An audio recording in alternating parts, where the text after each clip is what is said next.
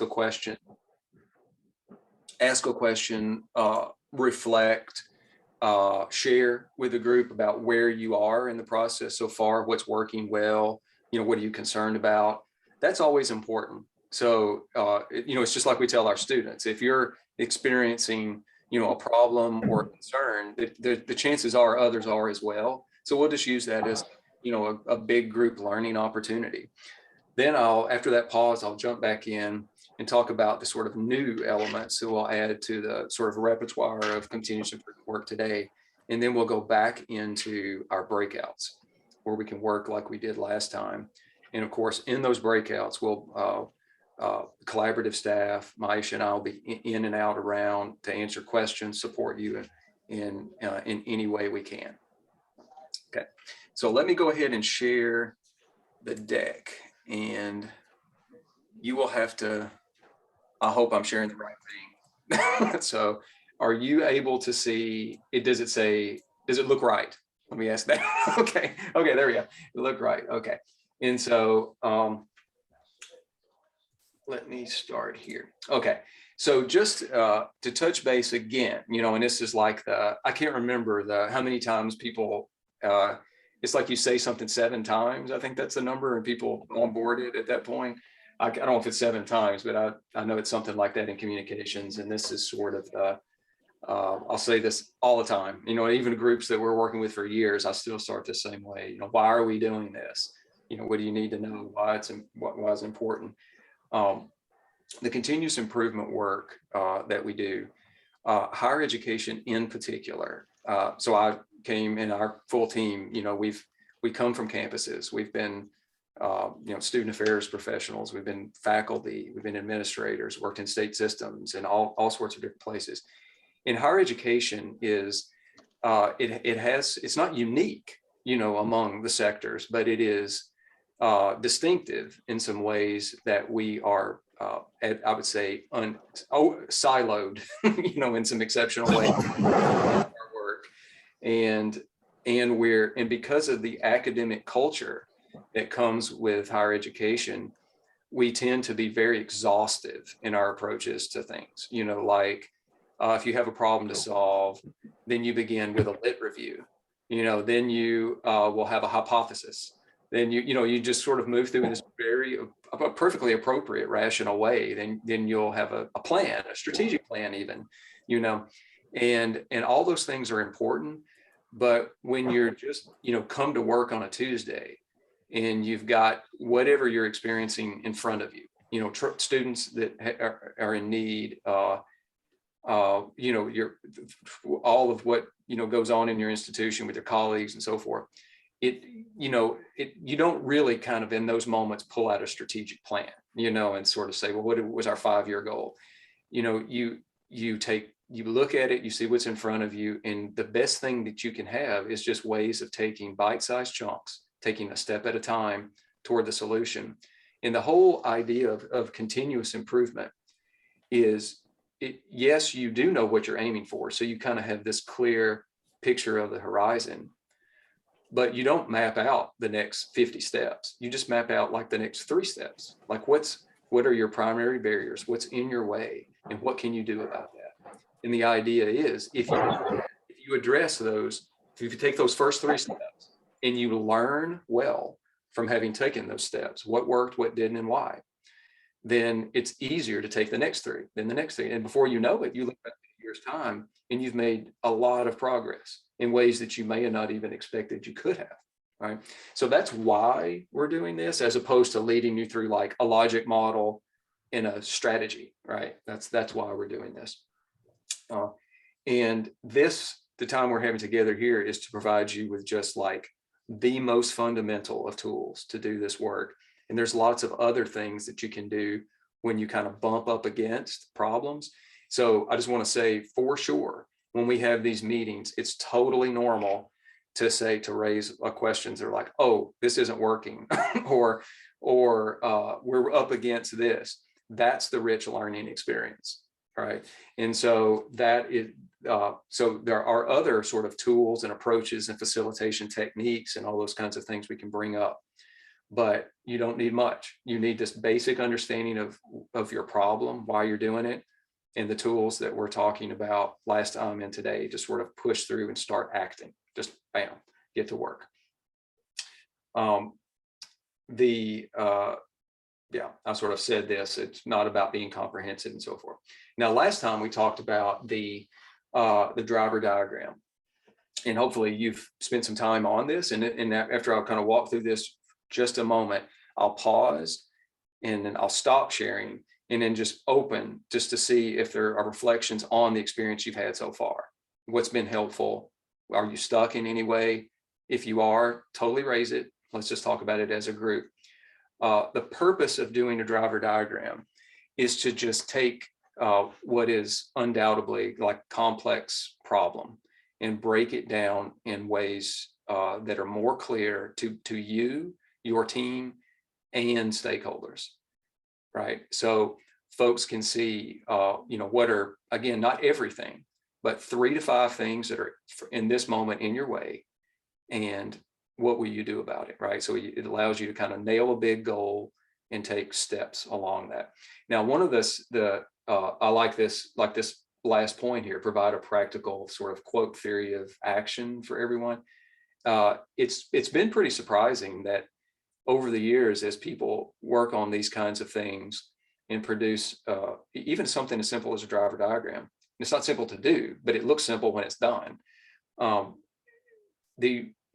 I will hear from campuses that it is much easier to share their work with their colleagues. So if you have somebody in the institution that you're trying to actually convince to make a budget decision in your favor, to let's say increase funding for student basic needs, then being able to say, to sort of put something in front of them as clear as a driver diagram and say, yeah, here's what we're working toward. They can now see that, and it makes more sense to them and sort of gives you additional traction in that way.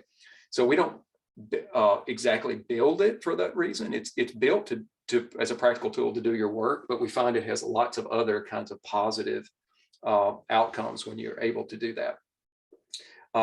This is the outline of what you're doing. It's, what's the big problem you're trying to address, or the thing you're trying to accomplish.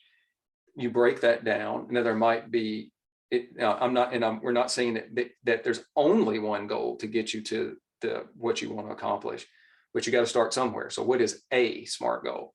Something that is specific, measurable, achievable, relevant, and time bound, right? And so as you sort of define that, then you bounce out and say, what are the things that are in our way, barriers that are in our way, and then what are ideas? What can we do about that? So this was where we got to last time, and we talked through an example. You have now had some time with your team with hopefully a driver diagram example.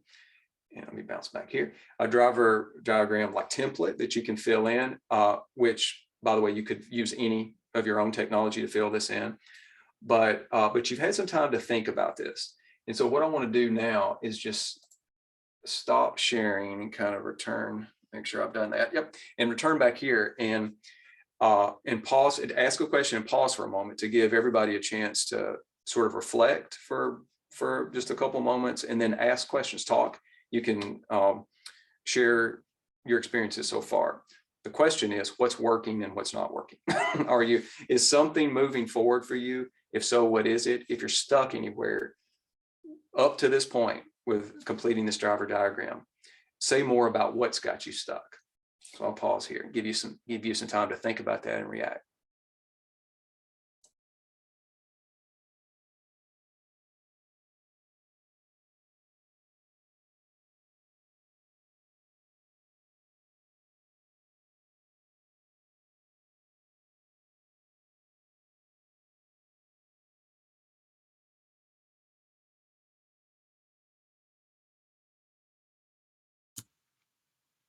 And the chat is open too, if you want to jump in there with any barriers that are in the way. And if not, you can give us a thumbs up. We can keep going.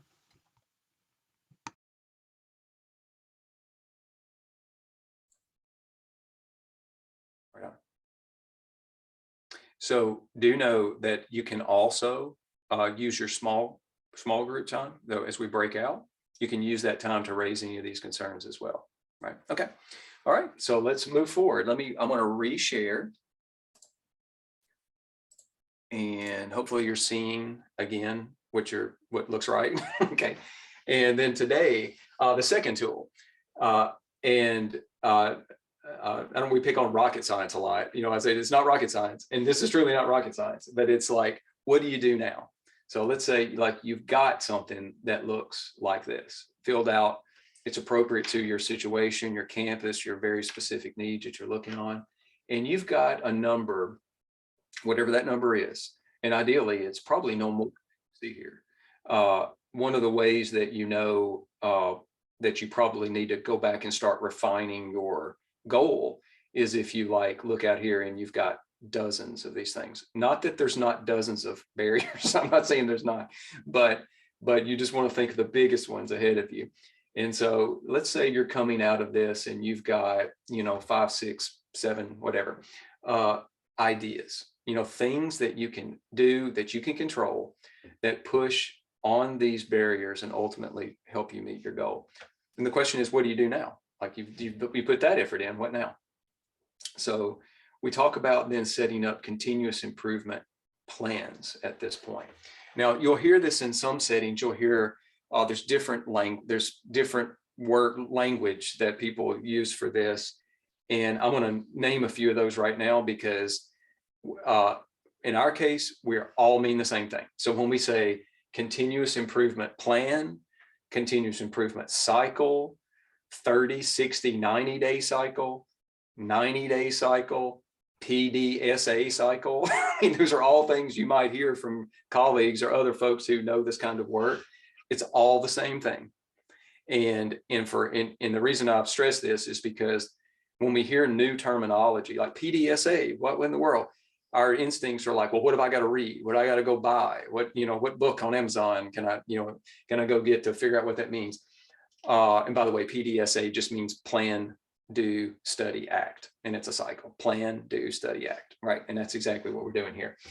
And so, but all of that really boils down to a simple question, really, which is once you have something that you want to do, and in this case, it's the change idea. And to be explicit, it's the, let me back up. It is the rightmost column. That's what we're looking at. So the rightmost box, in this case, they're looking at the top one, create a task force, right? That is the thing you have to do, right? So once you know what that thing is, then the question is like, given, busy lives, this is, I don't know what a fraction of your day you would assign to this work, but it's probably not a ton. You've got a lot of other things going on. So how do you actually organize yourselves to get that thing done? And that, in the example, like create the task force. So this is really as much about a project management approach as it is a continuous improvement approach, right? And so there's a template I'll show you here, and the template you'll have when you break out into small groups. But it asks, really kind of 4 essential questions. It's like, what are you trying to achieve? That's the thing that's in the box. That's basically the change idea. What are the activities associated with that? So if it's create a task force, it's probably like, plan, get a team together to set the goals for the task force. I mean, you could again break it down and think about separate activities associated with doing that project. Who is going to do it? What do you need to do it? This is in the how bucket. What do you need? Who else needs to be involved? If you need certain approvals, what are those? Just calling it out. And then when are you going to have this done? I mean, when could you expect, or when will you hold yourselves accountable to doing it? Now, the reason you hear this language around like 30, 60, 90 days, this is important. I want to stress this. This is important. It's not so important that everything is done exactly in 30 days or exactly in 60 days. That's not the point. The point is time binding or bounding the activities that you're working on.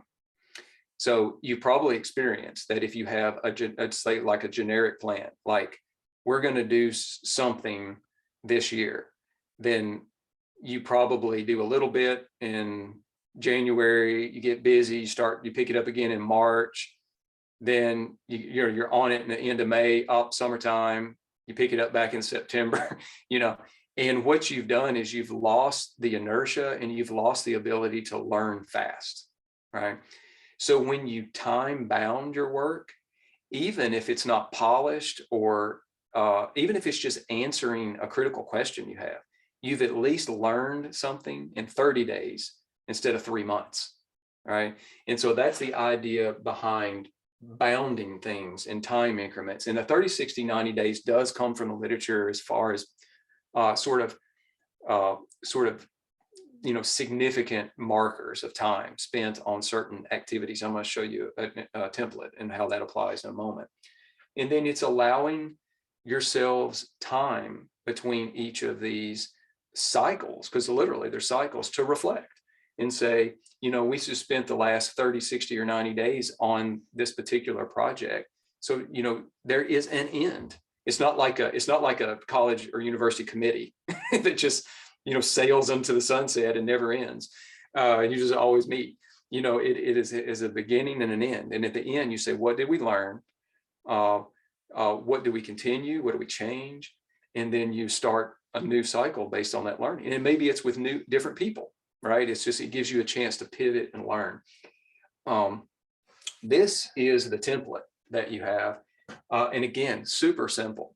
It can be, you'll receive it just in a shared Word document, but this can be created in anything that is helpful to you. I know some of your campuses probably have project management software and platforms. Those are cool, because you could set up things like alerts, for certain members of your team to get.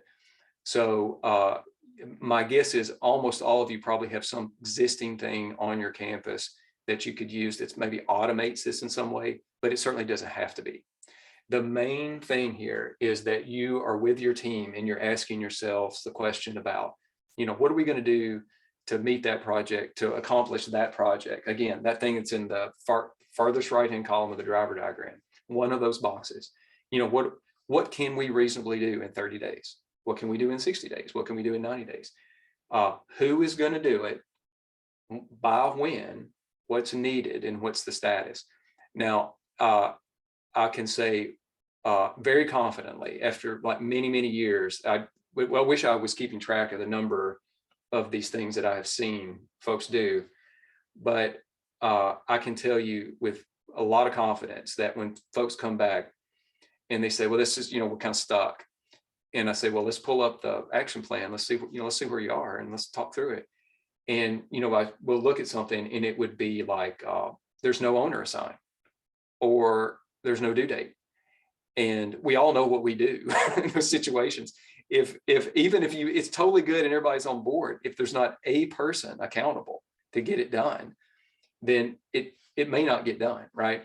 So then we just kind of rinse and repeat that. We just say, like, well, I tell you what, let's talk about like who is accountable for that. And once this gets filled out, then it becomes, it doesn't mean it fixes everything, of course, but it does mean you have done your very best job to make sure that you have set up a way of doing the work that is filling in the holes where a lot of times things fall through those cracks and things don't get done, or you don't learn from it and you don't capture it. So, so this is the sort of small group breakout task for today, is to focus in on an action plan and begin to fill it out, begin to feel what it feels like to ask those questions of yourselves that will, because this is always harder than people think it is. And if you've done the driver diagram, you know what I mean. It's harder than you think. And so last slide here is just thinking about how all this kind of fits together. This is nothing, you don't have to produce anything like this, but I just want to graphically show like the flow of logic here. I mean, you're as a group saying, here's our big thing. Here's our big priority area that we want to focus on, the problem we're trying to solve. you have or you will be putting time into like cooking that down to something, a SMART goal, a thing that you can really wrap your hands around and accomplish. You identify like what are 3 to 5 things that are in your way, immediately that you can address, ideas for how you will address that, and then creating action plans for each one of those things that basically becomes a self-contained project, right? And then as you work through those action plans, it's totally appropriate and should be expected that you start thinking differently about what's in the driver diagram. You may say like, it's totally normal to say like what is now 1 barrier becomes 2 or 3, because you've actually now pushed hard enough on it to understand like what the real problem is, right? You start pulling out roots to problems, and that can be frustrating, but it's good. All right, that's a good thing. That's a natural part of this process. So again, let me pause right there, stop sharing. And before we go to the breakouts, let me see. Yep. Before we go to the breakouts, is there any questions? Any questions about what I've talked through here, or any questions about what we'll be doing in our breakout time? And we can use chat as well, of course.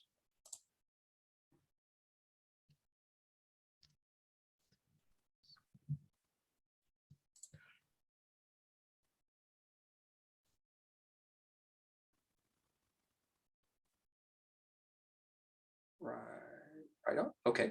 So I am now going to be quiet and Maisha, can you help us get to where we need to get to in our breakouts? Absolutely, absolutely. So, we love reactions. So give us a thumbs up, a heart, or something, and let you know you're with us. We're ready to move. We're ready to move and shake. And so, thanks so much. I appreciate the love. So we are going to move into our breakout rooms. Okay, I can see someone's excited. Thanks, Maggie. And I'm going to open them up in just a moment. If you still have access to the previous Jamboard from the driver diagram workshop, give me something so I kind of know where to start. Okay. Yep. I see a few. And if you need it, just I can. All right, no problem, Chris, and I'll definitely give access to or share the old link from the initial driver diagram Jamboard. But for today, the one that we'll be working primarily in will be the continuous improvement Jamboard with the diagram that Paul just showed you in the presentation. But I'm going to give you another option as well, because some of us love to jam on the Jamboard, but others of us like some more of the traditional tools.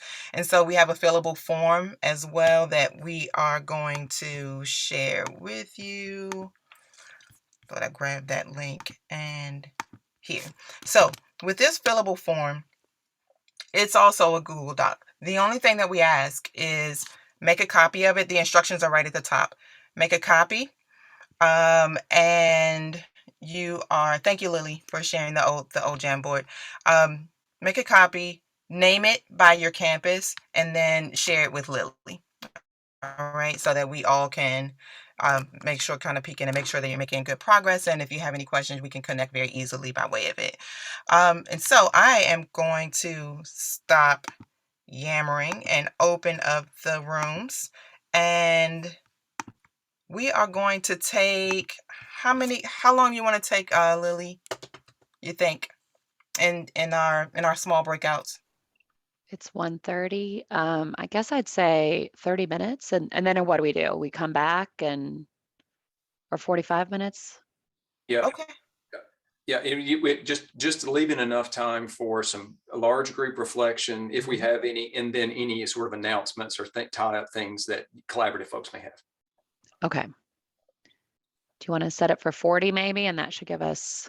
Yeah, sounds great. Okay. All right, so let's take 40 minutes in our breakout. I'll send a 5 to 10 minute warning for when we're getting ready to reconvene and come back together as a large group. And happy jamming. We'll be popping in and out.